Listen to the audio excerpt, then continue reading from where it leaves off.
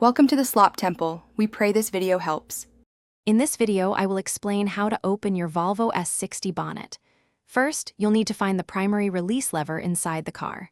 This lever is usually located on the driver's side, often near the door sill or under the dashboard.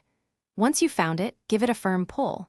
You should hear a distinct click, indicating that the first latch has been released.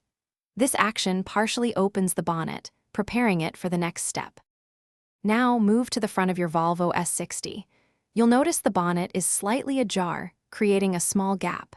Carefully reach into this gap, usually around the center of the bonnet's front edge. You're looking for the secondary safety latch. It's designed to prevent the bonnet from flying open unexpectedly. Feel around gently until you locate it. Once you've found the secondary safety latch, you'll typically need to either push a small lever to one side or pull a tab upwards. The exact motion can vary slightly, but it's usually a simple action. As you manipulate this lever, the bonnet will fully release and lift up a few inches. This means you've successfully disengaged both locking mechanisms. With the bonnet fully open, locate the support rod, usually tucked away on one side.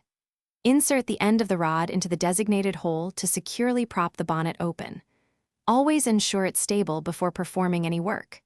When you're finished, simply unhook the support rod, lower the bonnet gently, and press down firmly on the front edge until you hear both latches click into place. Make sure to check the description for a link to the new Kindle Paperwhite and other great deals.